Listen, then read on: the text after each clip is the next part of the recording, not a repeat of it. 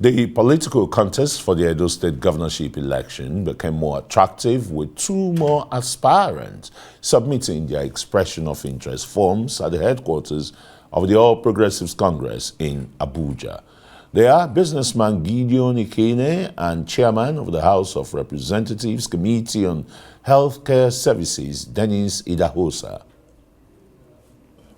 I will take care of the issue of insecurity in my state by collaborating with all the security agencies across the state. And also,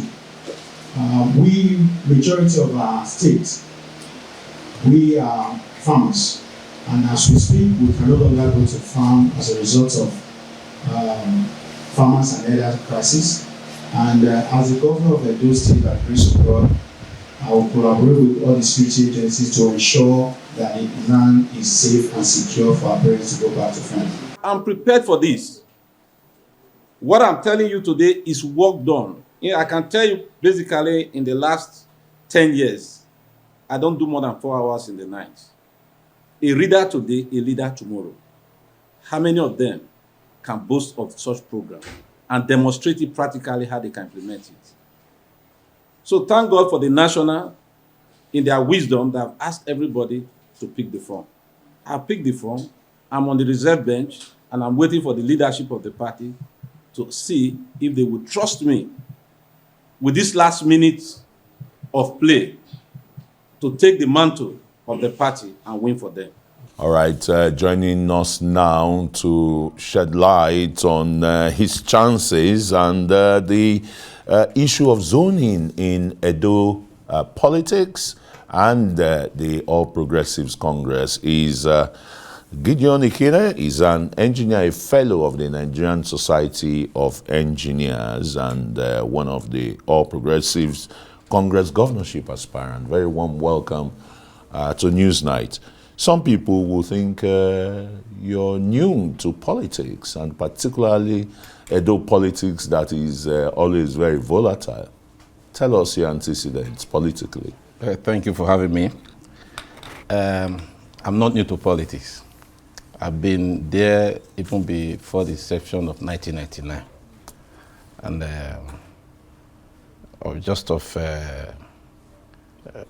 from the first segment in PDP, I was, if you remember, I was the foremost aspirant in PDP in 2020 when Gordon Obaseki came in, and we were forced to step down for him.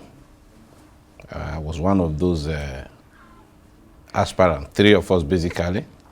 And if you recall, I was one of those first people to step down, respecting the party hierarchy. And I was one, if not the only person, one of the people that never took a dime from him. I ended up becoming his DG for that campaign. So we all stood with him, campaigned, and he won that election. So to say I'm new to politics, no. But today it's not the case now. Both of you are in different parties, different camps and the rest. And there's been a lot of brouhaha, even in the All Progressives Congress, on the issue of zoning. The national headquarters had to intervene and said, let everybody go to the field. Well, in APC, we don't believe in zoning, but in the Constitution, there's a space for rotation. I am not running because it must be zoned to my senatorial. I'm running because I believe I'm prepared for this assignment, and I'm one of the few people in the state, like I keep saying, that have been to the 192 ward of the state at least 3 times. Now I've started the process again. I've gone around the entire local government, then I've started with the ward all over again. So yes, zoning is, rotation is good. If you recall, Edo South has done 16 years. His Excellency, Chief Nusakare Lucky Gideon was there for 8 years from Edo South. And now you have Obaseki. He's doing another 8 years, making it 16 years from Edo South. Edo North had our leader, the leader of the party now, Comrade Aliu Oshomole, He was there for 8 years. Osumbo was there briefly before then, but he had a steel bed. He was there for just 18 months from the Central. So if you want to look at equity, ordinarily you say, okay, you should go to Central. Yes.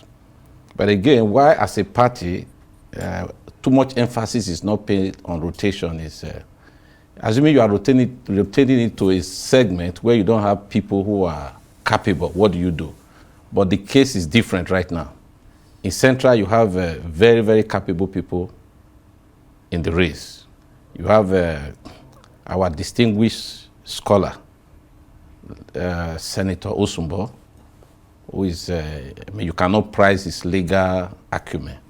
He's a fantastic man. Then, of course, you also have the former chairman of APC, retired Colonel Muse, is in the race from Central.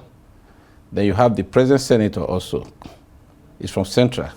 Then my humble self. So if you look at that, you cannot say Central do not have depth. So that is where you can ask, okay, issue of rotation, people can begin to give it a consideration. Okay, Gideon, I mean, quite a handful of big people with great credentials, you would say, including yourself, of course, as a fellow of the Nigerian Society of Engineers, you're a petroleum engineer. Tell us, what do you think is key that is your selling points to the people of Edo State? But you have to start with getting the ticket.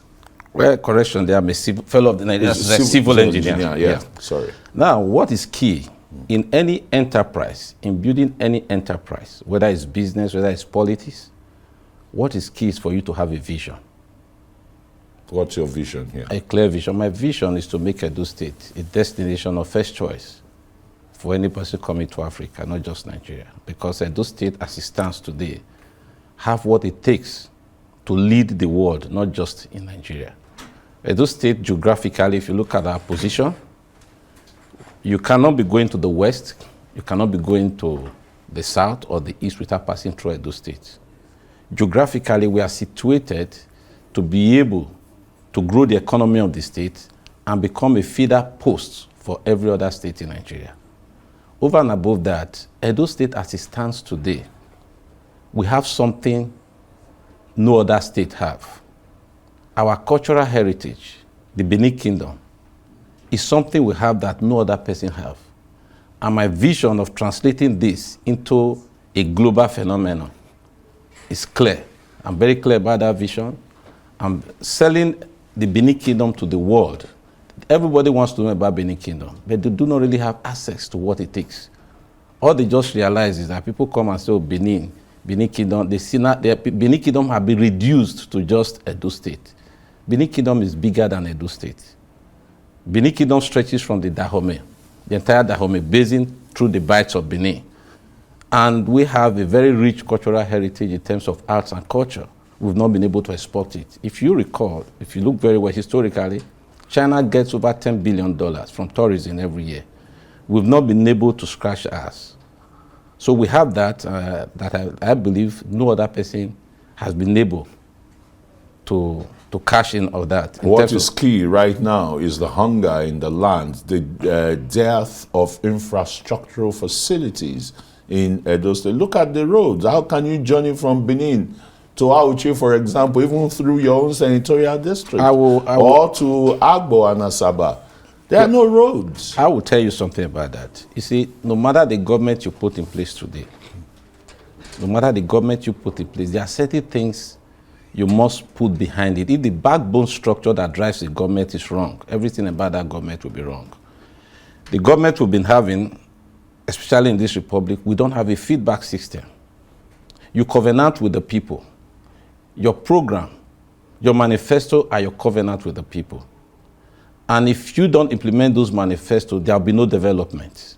We tell the people we'll give them road, we tell the people we'll give them food, but as soon as people assume office, they forgot that people voted for them on the basis of the covenant they had with them. That's why I keep insisting. If we are going to make progress, party supremacy is going to be key. Because you must have people, as a governor, you must have a body you report to. that puts you You in are check. the leader. Once you become a governor, you are the leader of the party now. So the people report to you now. You don't report to anybody That is again. why we have problem in this republic. In the eras of UPN and MPN, the governor reports to the party. The party is supreme. We have to deliberately bring that back in check. People don't want it because they want to be Lord and Master. That is why today, look at Edo State like you are saying, people are merely existing. They don't have the basic food. So how are you going to turn that around? All right, yes, fine. You're going to make a covenant with them. Edo State is basically an agrarian state and the rest. I was going to come that. Yeah. Now, Edo State, the total land mass of Edo State is about 7,200 square miles. If you look at Singapore, at low tide, the total land mass is 224 square miles. They are able to feed their people where you have so much water and everything. Take, for example, cassava, for example. Edo State can grow crops to feed itself and its citizens. Today, people no longer go to farm. Why? Because of security. And to address the issue of security, we still have to go back to who we have always been in the past. Because a lot of people, if you don't know your history, historically how you've been able to secure, protect your environment, before civilization now came in, we forgot about it. We need to retract our steps. Every traditional stool before this time have what you call their security. In my place, they call them munakba. We need to go back there so that traditional institutions will begin to take care of security in their domain. We need to empower our traditional security. And if we begin to empower our traditional stool, you discover that one domain will interlope over the other. And gradually, if that one is thoroughly secure, then the issue of farming will be easier for us to do. Are you an advocate of state police? I think I'm one of those who will advocate for state police if given the opportunity, because the federal government is large. Take, for example, you have the CP. If you go to zonal area, you have zonal AIGs in the zone. The powers of the AIG is not as strong compared to commissioners who resides and who reports to them. So these are factors you have in the institutions. Yes, we have the structure, but the processes and procedures, are they well coordinated? So state police is going to be very important, because when you take your security into your hands, it will be better for you to secure your environment and people go back. Talking about farming, like I said, we need to go back into mechanized farming. And like I said, we have to be deliberate about it. If you've ever been to Europe, sir, you discover that anywhere you go to in Europe, you have what you call city centers. Then you have what we call industrial areas. Those things did not just emerge. Those were smart cities built out of farm environment. But in those days, we call them farm settlements. So if and when given the chance, and I become the governor of Edo State, we are going to reinforce agric and build smart cities out of agric in every local government. Because if you look at it carefully, the cities and the towns you've been hearing of since 1963 are still the only town you hear of these days. Let's quickly, I mean, this is going to be the last question because we're running out of time. Yeah. Education is becoming a big industry in Nigeria. Once a military governor in the old Bendel state described education as an industry, and he had to close down some tertiary institutions. But today, the people are grappling with quality education, particularly at the entrepreneurial and technical level, where in those days you had, for example, Benin Technical College, Uromi Technical College, and the rest. These were middle, manpower, skills development institutions. Are you going to reintroduce that? Definitely, because if you look at our education system, which is a 6-3-3 system, the 3-3 is supposed to encourage vocational training, technical colleges and everything. Government should be involved in setting down rules, regulations, controls, and those days we used to have inspectorate. Now you have a lot of schools where the inspectorates that check whether what they are doing is in line with what government have put down. How many schools today can boast of having a laboratory whereby they can train children of vocational system? Because after your SS1, You're supposed to go into SS2, into your vocation. Whether you want to be welder, whether you want to be tailor. We didn't need to be going to technical school when the 633 was introduced. But the question is that the 633 introduced, are we following the process? We just put things down and we expect it to run on its own. So I think government should begin to take seriously controls and process to ensure that what they put in place, there are controls to ensure that they're implemented.